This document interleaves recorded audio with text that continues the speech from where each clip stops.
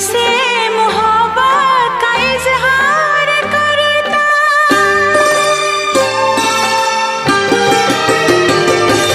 मुझसे मोहब्बत का इजहार करता, मुझसे मोहब्बत का इजहार करता। काश कोई लड़का मुझे प्यार करता, काश कोई लड़का मुझे प्यार करता। मुझसे मोहब्बत का इजहार करती, मुझसे मोहब्बत का इजहार करती। काश कोई लड़की मुझे प्यार करती, काश कोई लड़की मुझे प्यार करती।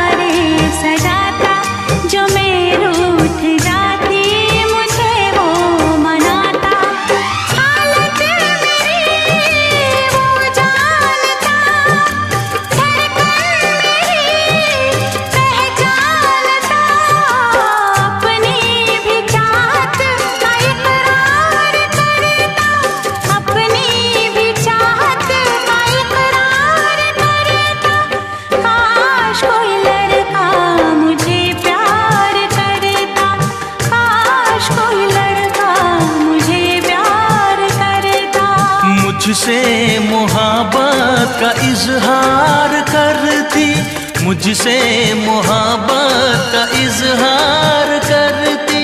काश कोई लड़की मुझे प्यार करती, काश कोई लड़की मुझे प्यार करती।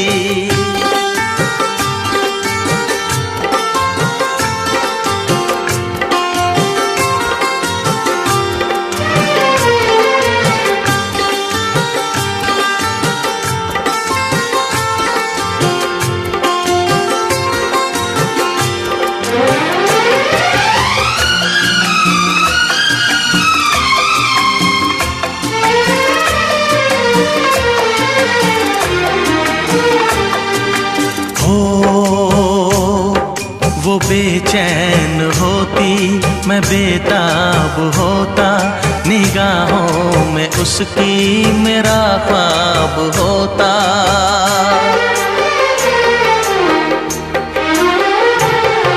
वो बेचैन होती, मैं बेताब होता, निगाहों में उसकी मेरा ख्वाब होता। शर्मा के वो लगती गले, रखता उसे पलकों तले। चोरी चोरी वो मेरा दीदार करती, चोरी चोरी वो मेरा दीदार करती। काश कोई लड़की मुझे प्यार करती, काश कोई लड़की मुझे प्यार करती। मुझसे मोहब्बत का इजहार करता, मुझसे मोहब्बत का इजहार करता। काश कोई लड़का मुझे प्यार करता, काश कोई लड़का मुझे प्यार करता।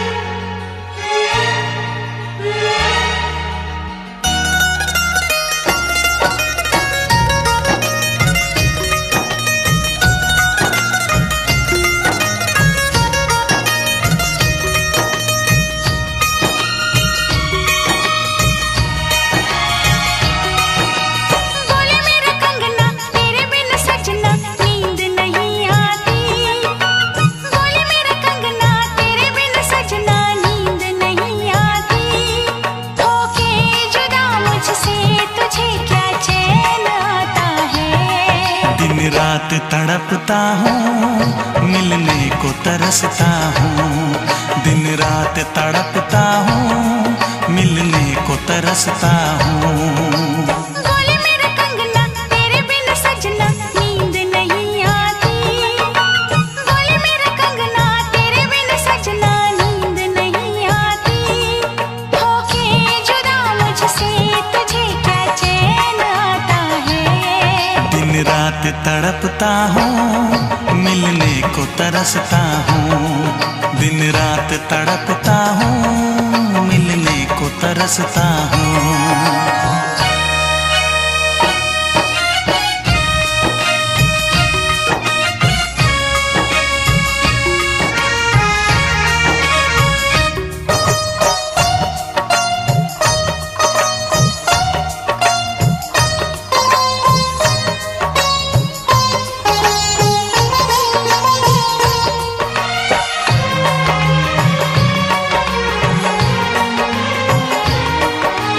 तुझसे मिली मैं दीवानी बनी।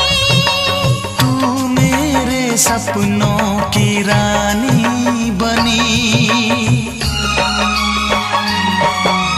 तुझसे मिली मैं दीवानी बनी।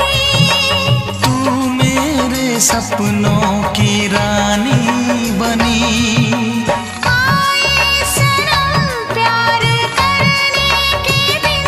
हाँ, पलकों तले जीने मरने के दिन। छाने लगा प्रीत का अब नशा। दुनिया की रस्में, दुनिया की कसमें तोड़ के आ जाना। दुनिया की रस्में, दुनिया की कसमें तोड़ के आ जाना। क्या दूर जाके दिल तेरा मुझे भूल जाता है। तेरी याद सताती है, मुझे पास बुलाती है। तेरी याद सताती है, मुझे पास बुलाती है।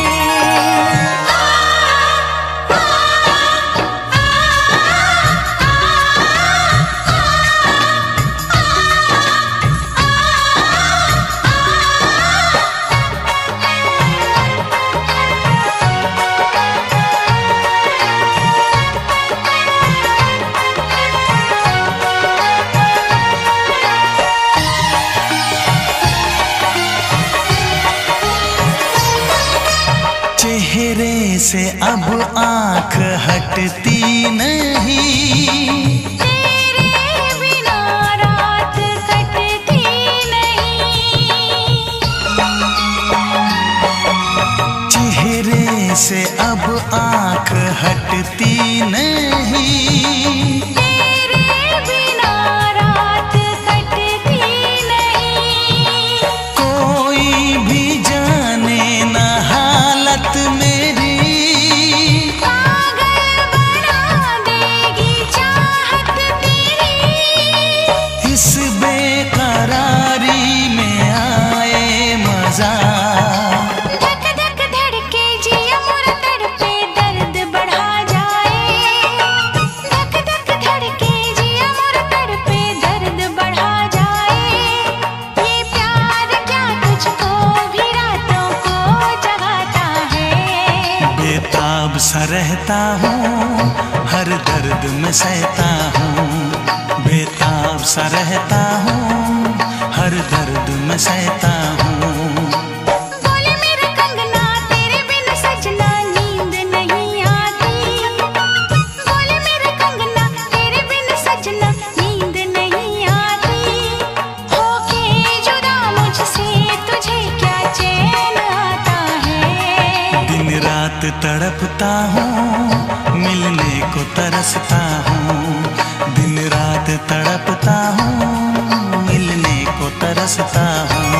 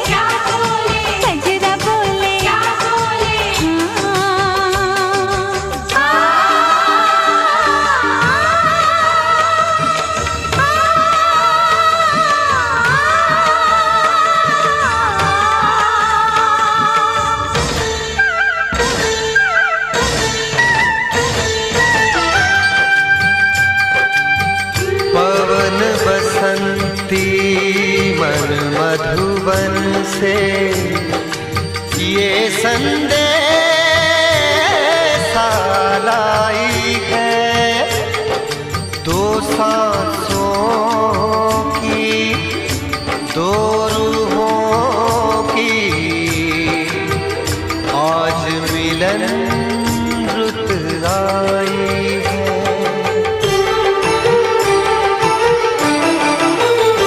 तुझे देखा, तुझे चाहा, तुझे प्यार किया, घड़ी घड़ी सिर्फ तेरा इंतजार किया। यहाँ जाऊं वहाँ जाऊं, तुझे देखूं तुझे पाऊं, बिना तेरे कहीं लागे नहीं मोरा जिया। मेहंदी बोले क्या बोले, लाली बोले क्या बोले, छल्ला बोले क्या बोले, बाली बोले क्या बोले, साथ सजन का छूटे ना। बिंदिया बोले क्या बोले, गजरा बोले क्या बोले, हो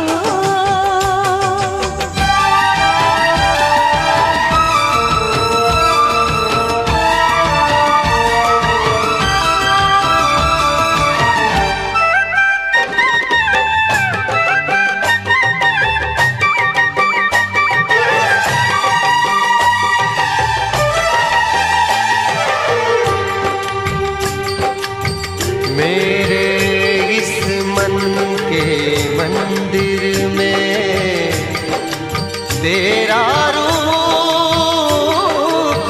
सुहाना है, गंगा के जल से भी पावन मैंने तुझको माना है।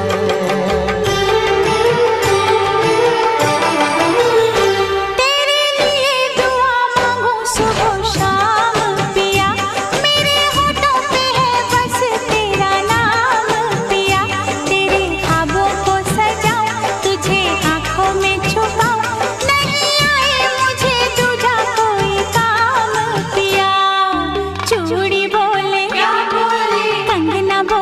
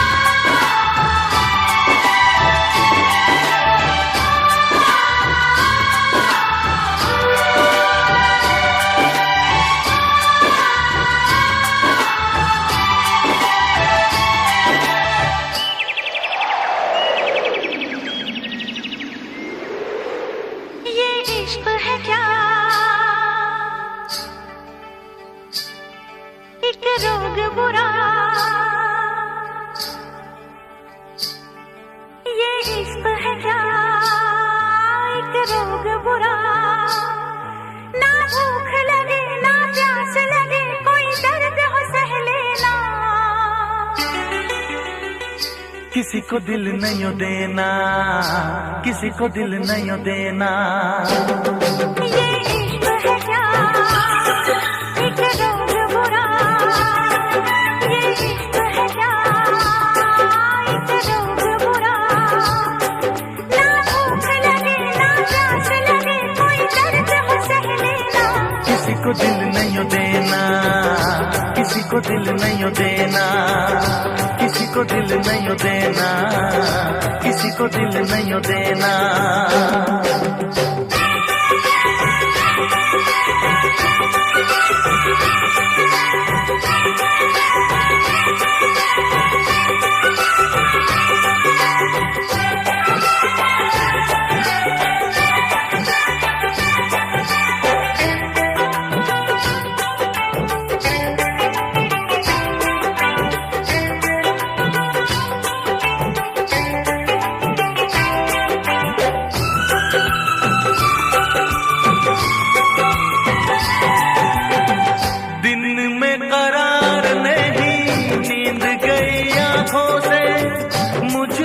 तो बांध लिया प्यार की सलाखों से,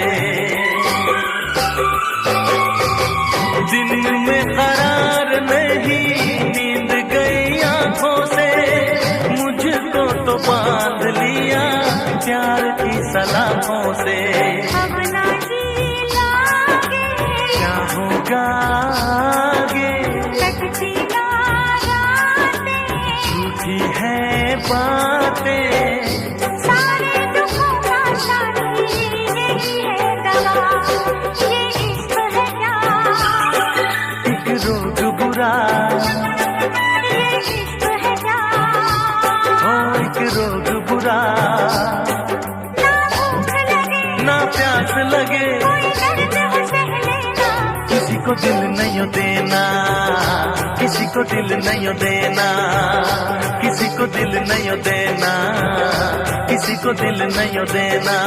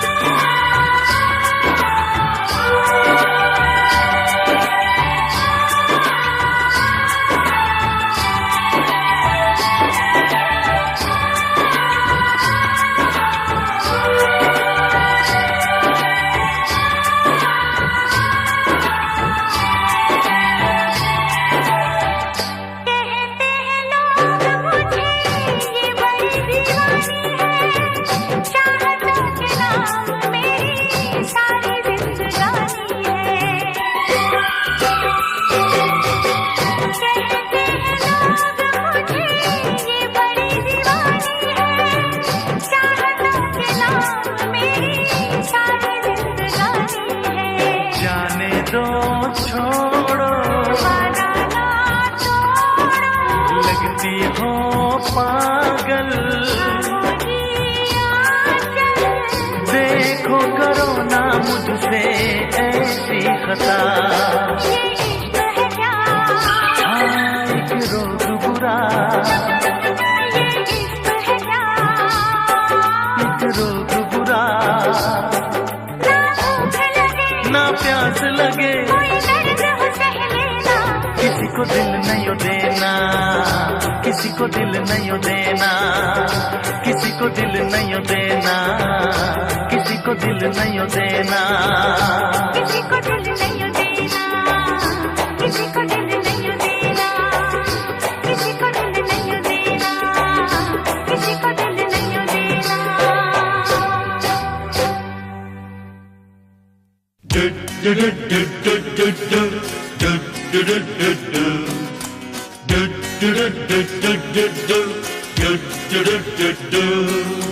Ding dang ding dang dang dang, ding dang ding dang, ding dang ding ding rak rak ding ding dang ding dang. Ho ho ho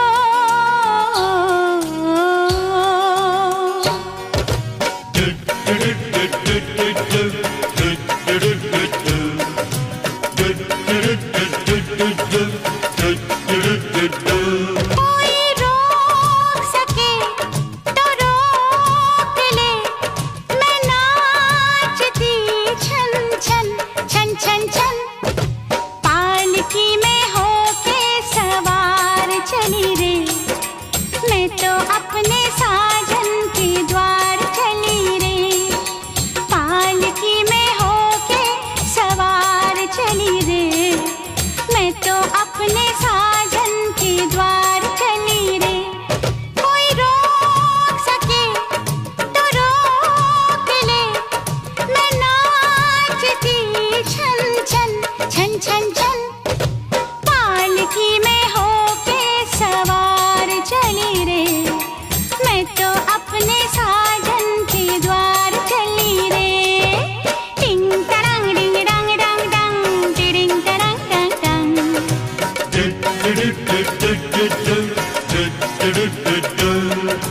मुश्किल से मैंने ये दिन निकाले, मुश्किल से मैंने ये दिन निकाले, चलते से चल तू ओ गाड़ी वाले। मन में लगी है ऐसी लगन है ऐसी लगन, होके मैं बड़ी बेकरार चली रे, होके मैं बड़ी बेकरार चली रे, मैं तो अपने साजन के द्वार चली रे, पालकी में होके सवार चली रे, मैं तो अपने साजन के द्वार चली रे।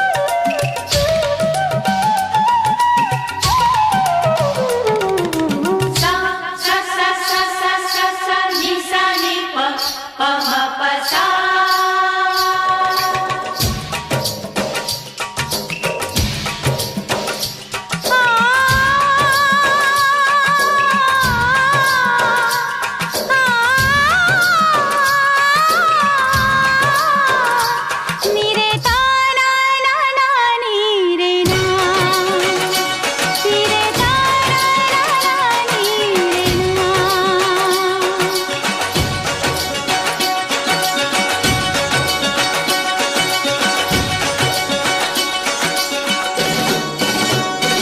हो जाऊंगी मैं जल जल के मिट्टी, मैंने पिया को लिख दी है चिट्ठी, मैंने पिया को लिख दी है चिट्ठी। तू ना आ, मैं आ रही हूँ सजन सजन सजन, कर कर के मैं इंतजार चली रे, कर कर के मैं इंतजार चली रे, मैं तो अपने साजन के द्वार चली रे, पालकी में होके सवार चली रे, मैं तो अपने साजन के द्वार चली रे।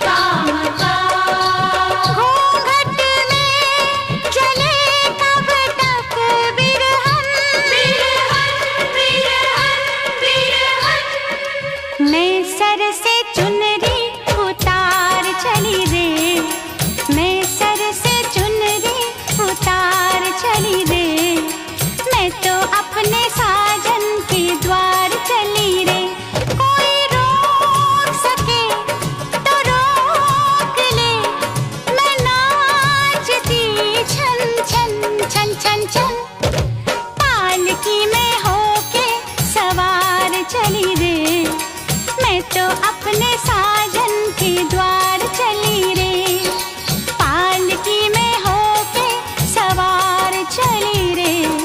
मैं तो अपने साजन के द्वार चली रे, मैं तो अपने साजन के द्वार चली रे।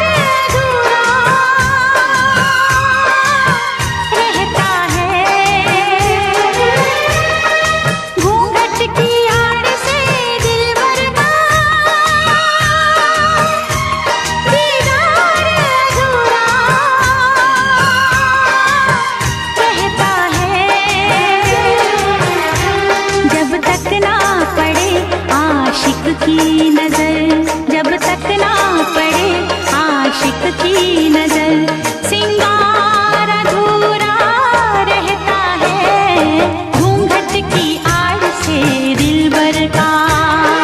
घूंघट की आड़ से दिलबर का दीदार अधूरा रहता है, जब तक ना मिले नजरों से नजर, जब तक ना मिले नजरों से नजर, इकरार अधूरा रहता है घूंघट की आड़ से दिलबर का। दिलबर का दिलबर का दिलबर का, दिलबर का दिलबर का दिलबर का।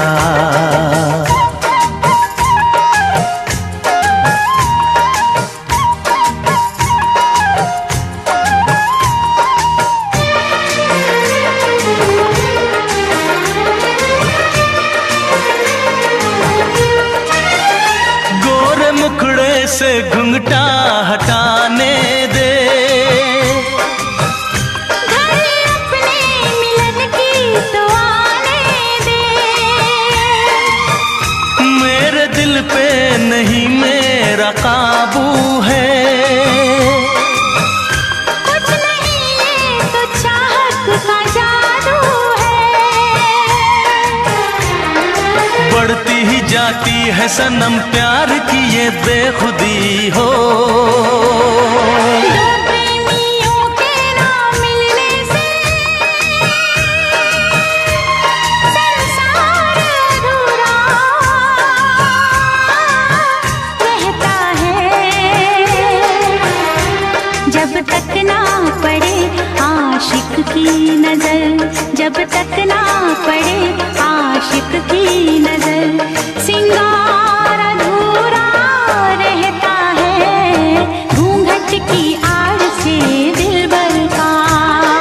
दिलबर का दिलबर का दिलबर का, हाँ दिलबर का दिलबर का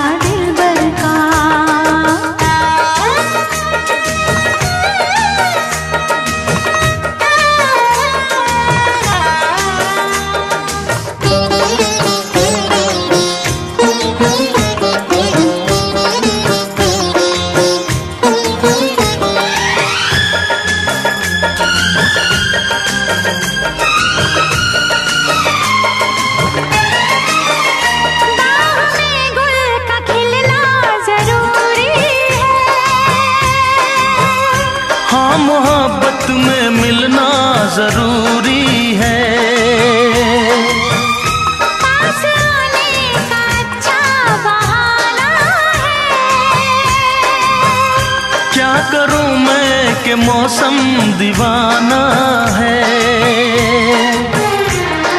दिल मेरा धड़काने लगी अब तो ये दीवानगी हो।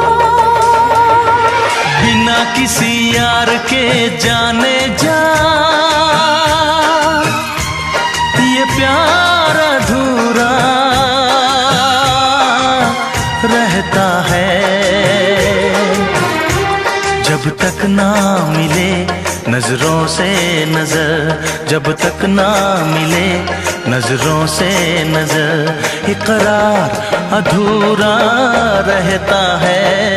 घूंघट की आड़ से दिलबर का, घूंघट की आड़ से दिलबर का दीदार अधूरा रहता है। जब तक ना पड़े आशिक की नजर, सिंगार अधूरा रहता है। घूंघट की आड़ से दिलबर का, दिलबर का, दिलबर का, दिलबर का, दिलबर का, दिलबर का, दिलबर का, हाँ दिलबर का, दिलबर का, दिलबर का, हाँ दिलबर का, दिलबर का, दिलबर का, दिलबर का, दिलबर का, दिलबर का, दिलबर का, दिलबर का, दिलबर का, हाँ दिलबर का, दिलबर का, दिलबर का, दिलबर का, दिलबर का, दिलबर का।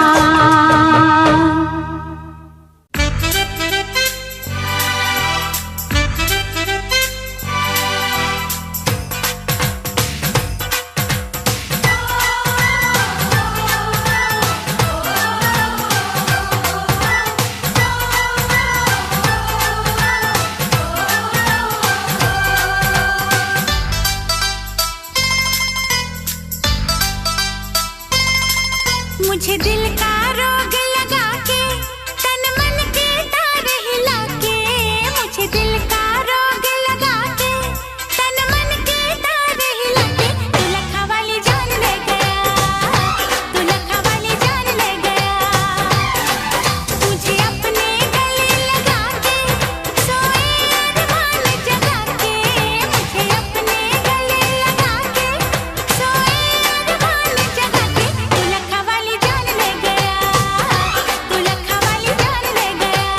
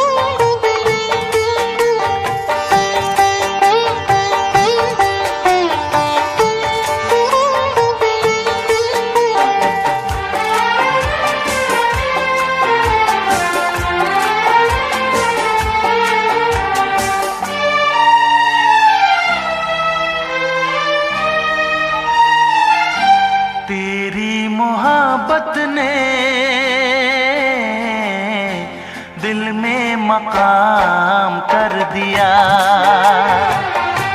तेरी मोहब्बत ने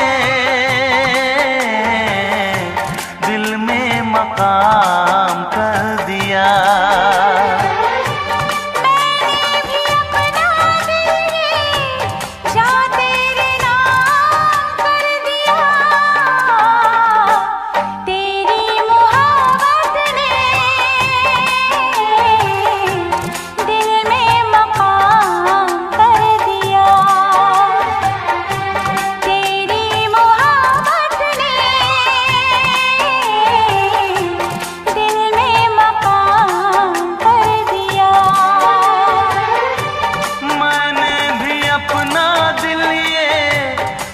तेरे नाम कर दिया।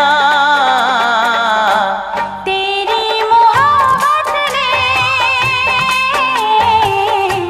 दिल में मकाम कर दिया।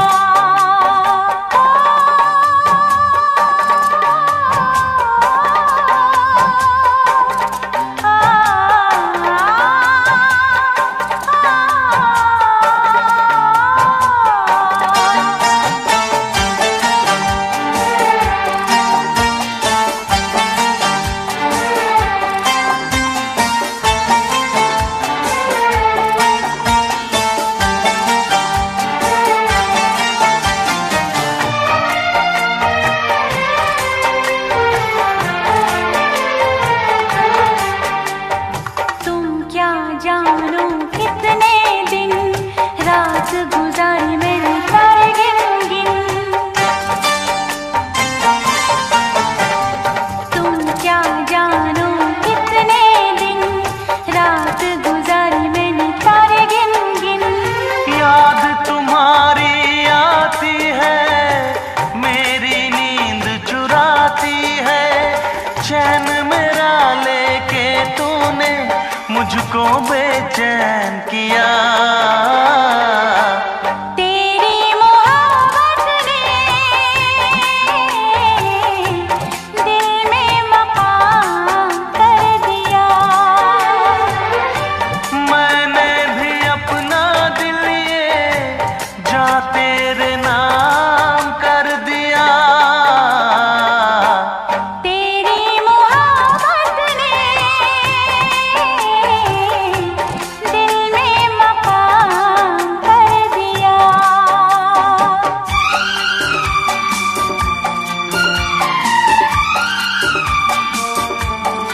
फरवरी 1258 ईस्वी।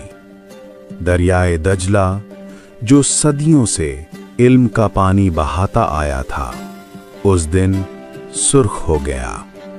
इतना सुर्ख कि तारीख ने आज तक वो रंग नहीं भूला। एक हफ्ते में 5 लाख इंसान, दुनिया की सबसे बड़ी लाइब्रेरी जला दी गई। इतनी किताबें कि उनकी स्याही से दजला 6 महीने तक काला रहा। वो इल्म जो इंसानियत ने 1000 साल में इकट्ठा किया था, एक हफ्ते में राख हो गया। मगर दोस्तों, ये सिर्फ एक शहर की तबाही नहीं थी, ये सिर्फ एक जंग नहीं थी, ये इस्लामी तारीख का वो लम्हा था जिसने सब बदल दिया। आज हम इस पूरी कहानी को शुरू से आखिर तक हर पहलू से समझेंगे।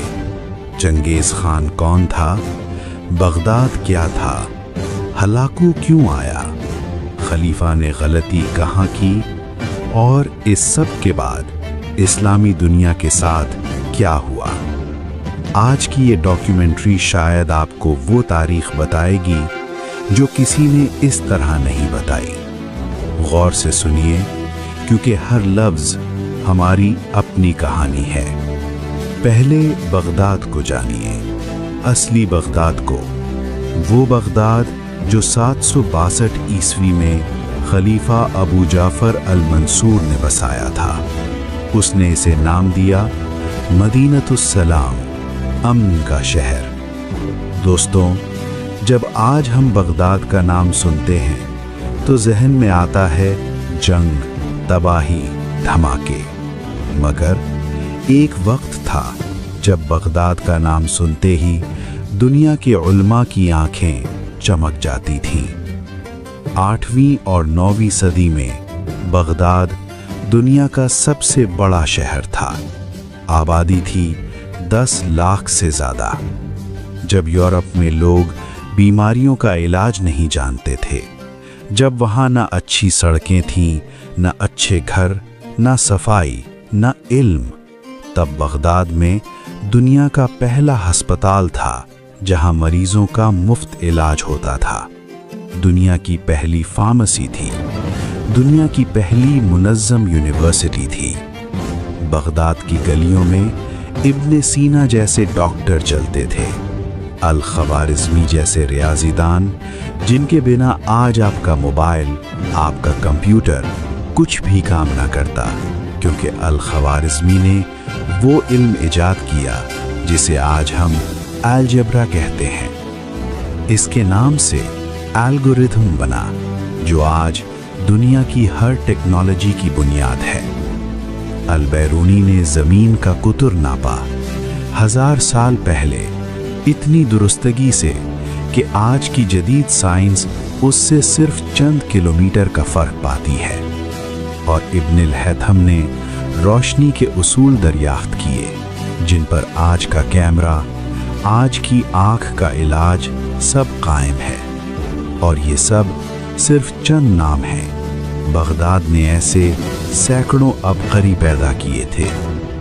बैतुल हिकमा, हिकमत का घर, ये थी दुनिया की सबसे बड़ी इल्मी दरसगाह और लाइब्रेरी, जहाँ यूनानी फ़लसफ़ा, फ़ारसी अदब, हिंदी रियाजी, संस्कृत की तिब, हर ज़बान का इल्म अरबी में तर्जुमा होकर महफूज होता था। हज़ारों लिखारी रात दिन किताबें लिखते, तर्जुमा करते, तहकीक करते।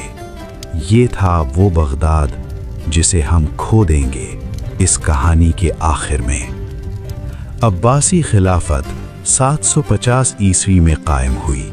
हारून रशीद, जिनका नाम आपने हजार दास्तान में सुना होगा, वो अब्बासी खलीफा थे जिनके दौर में बगदाद ने अपना सुनहरा वक्त देखा।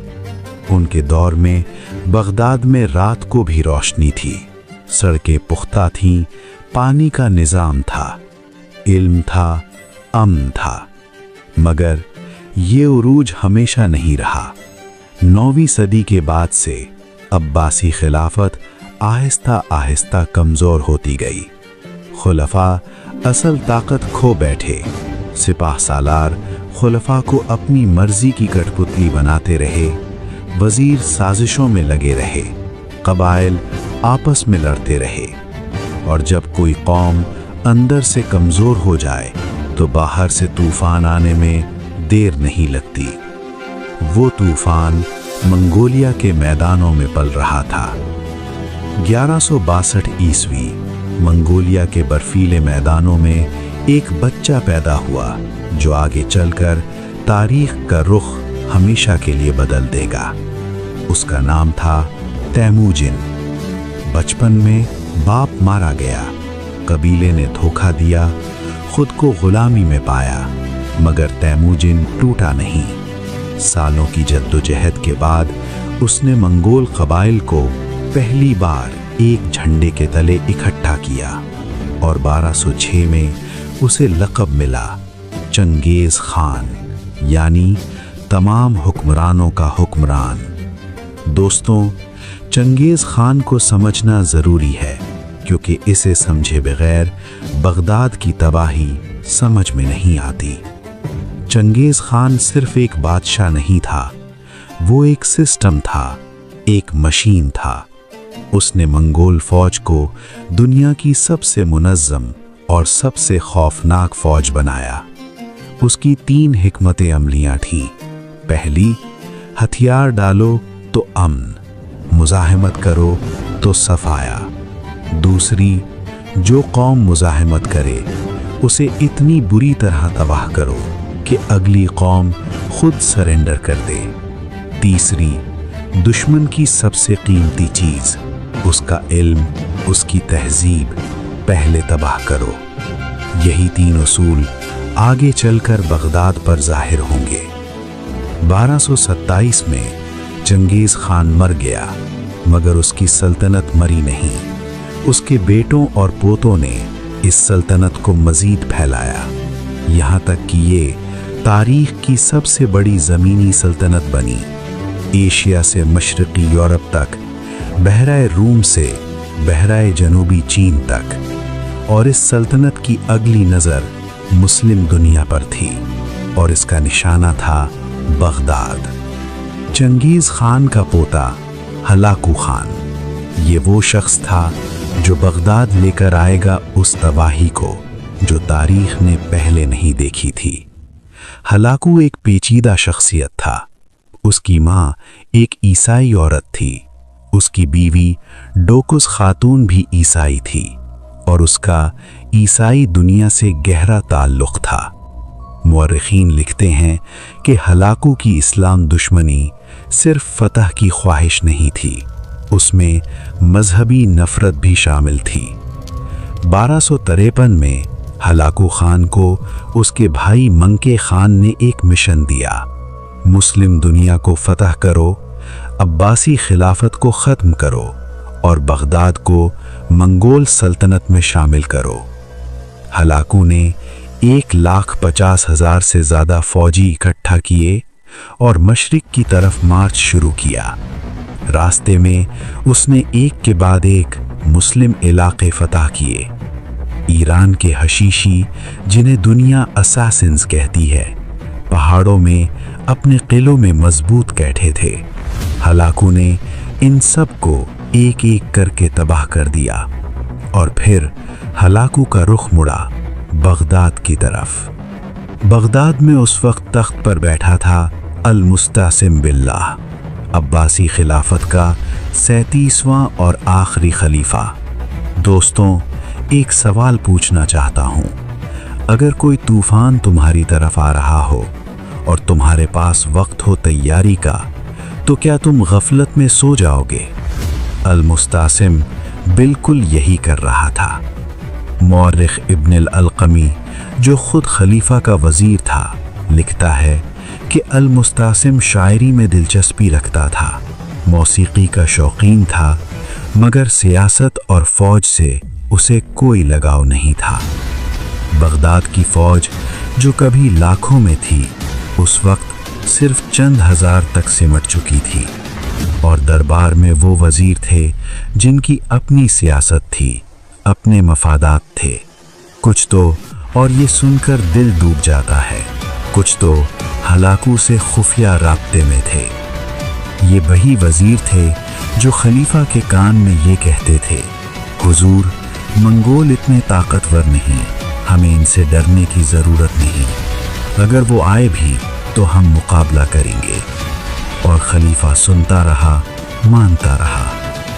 1257 में हलाकू ने खलीफा को पैगाम भेजा, हथियार डालो, बगदाद के दरवाजे खोलो और खराज अदा करो, वरना बगदाद वो नहीं रहेगा जो आज है। उलमा, समझदार लोग, बगदाद के तजुर्बेकार लोग, सब ने कहा, मुसालहत करो, वक्त की ज़रूरत है, फ़ौज बनाओ, फिर वक्त आने पर मुकाबला करना। मगर गुरूर ने अक्ल को ढांप लिया था। खलीफा ने जवाब दिया, हम अब्बासी खलीफा हैं, अल्लाह के नुमाइंदे, हम किसी मंगोल के आगे नहीं झुकेंगे। ये अल्फाज बगदाद की किस्मत लिख चुके थे। 29 जनवरी 1258 हलाकू खान की फौज बगदाद के बाहर जाहिर हुई। दोस्तों, इस मंजर को जरा आंखों के सामने लाइए।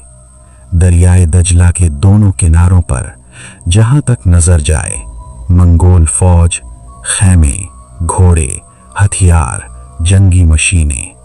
3 तरफ से बगदाद घिर गया और चौथी तरफ दजला था।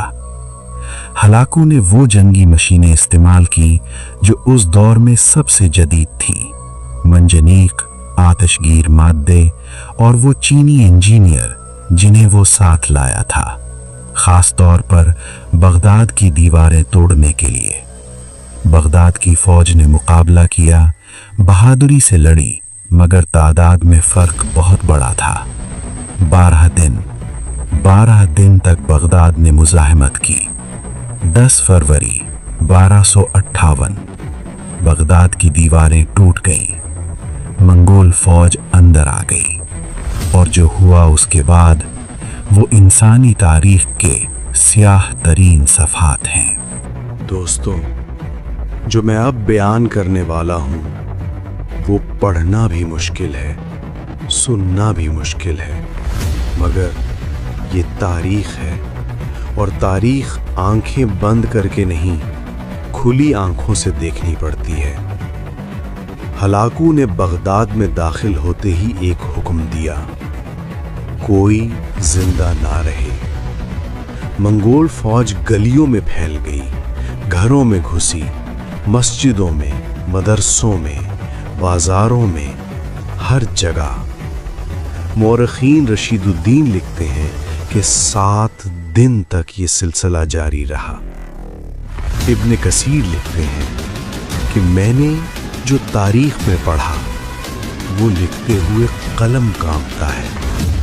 बगदाद की गलियों में लाशों के ढेर थे, इतने कि चलना मुश्किल था। 5 लाख, कुछ मौरखीन कहते हैं इससे भी ज्यादा। उलमा जिन्होंने जिंदगियां इल्म की खिदमत में लगाई थी, शायर जिनके अल्फाज सदियों तक जिंदा रहते, डॉक्टर जिन्होंने हजारों जानें बचाई थी, साइंसदान, फलसफी, तालिब इल्म, बूढ़े, बच्चे, औरतें, सब बगदाद की गलियों में पड़े थे। और फिर वो हुआ जो इल्मी दुनिया के लिए शायद कत्ले आम से भी बड़ा अलमिया था। बैतुल हिकमा, वो लाइब्रेरी जिसमें दुनिया का इल्म था, लाखों किताबें, 1000 साल की मेहनत आग लगा दी गई। जो किताबें बचीं वो दजला में फेंक दी गई। इतनी किताबें कि मौरखीन लिखते हैं दजला का पानी पहले किताबों की स्याही से काला हो गया और फिर इंसानी खून से सुर्ख। 6 महीने तक दजला साफ नहीं हुआ।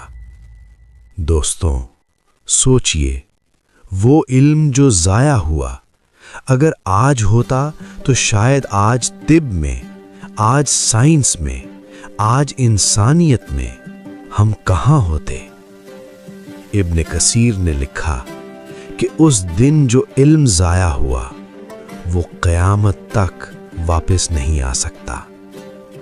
और खलीफा अल मुस्तासिम बिल्लाह, अब्बासी खिलाफत का आखिरी नुमाइंदा, उसे हलाकू के सामने पेश किया गया। हलाकू ने उसे बगदाद का वो खजाना दिखाया जो सदियों में जमा हुआ था। सोना, जवाहरात, हीरे, कीमती तहाइफ जो दुनिया भर के हुक्मरानों ने खुलफा को भेजे थे। हलाकू ने कहा, ये तुम्हारे आबाओ अजदाद ने जमा किया, ये तुम्हारा था। अगर तुमने इसे फौज पर खर्च किया होता, अगर तुमने सल्तनत की हिफाजत पर लगाया होता, तो आज ये दिन ना देखते। फिर तारीख के मुख्तलिफ रिवायात हैं कि खलीफा को किस तरह ख़त्म किया गया, मगर एक बात यकीनी है, 20 फरवरी 1258 अल मुस्तासिम बिल्लाह दुनिया से चला गया और उसके साथ 500 साल की अब्बासी खिलाफत हमेशा के लिए ख़त्म हो गई। वो खिलाफत जिसकी बुनियाद 750 में रखी गई थी, वो रोशनी जिसने 1000 साल तक इस्लामी दुनिया को रोशन किया था, बुझ गई। सुकूत बगदाद सिर्फ एक शहर की तबाही नहीं थी, ये इस्लामी दुनिया का मुकम्मल नक्शा बदल गया। पहला असर, इल्मी तबाही। वो इल्म जो बगदाद में महफूज था वो ज़ाया हो गया। मुस्लिम साइंस, मुस्लिम तिब, मुस्लिम फलसफा सदियों पीछे चला गया और यूरोप जो पहले पीछे था, उस इल्म के कुछ हिस्से जो स्पेन और सिसिली के रास्ते यूरोप पहुंचे थे, उन्हीं की बुनियाद पर अपना रेनेसांस ले आया, अपना नशत सानिया, और मुसलमान इल्मी मैदान में पीछे रह गए। दूसरा असर, खिलाफत का खात्मा। मुसलमान पहली बार बगैर खलीफा के रह गए। वो मरकज जो इस्लामी दुनिया को एक धागे में पिरोता था, टूट गया और मुस्लिम दुनिया बिखर गई छोटी छोटी सल्तनतों में जो आपस में लड़ती रहीं। तीसरा असर, आबादी की तबाही। सिर्फ बगदाद नहीं, ईरान, इराक, वस्ती एशिया, हर जगह मंगोलों ने आबादियां ख़त्म की, शहर जलाए, खेत तबाह किए, आबपाशी के निज़ाम बर्बाद किए जो सदियों बाद भी मुकम्मल तौर पर बहाल न हो सके। चौथा असर, नफ्सियाती। मुस्लिम दुनिया जो समझती थी कि अल्लाह उन्हें नाकाबिले शिकस्त बनाएगा, वो इस शिकस्त से इतना हिल गई कि सदियों तक इस सदमे से ना निकल सकी। मगर दोस्तों, अल्लाह का निज़ाम रुका नहीं। 1260 बगदाद के सुकूत के सिर्फ 2 साल बाद फ़लस्तीन के एक मकाम पर, जिसका नाम है ऐन जालूत यानी जालूत का चश्मा, वहाँ पर तारीख़ ने एक और करवट ली।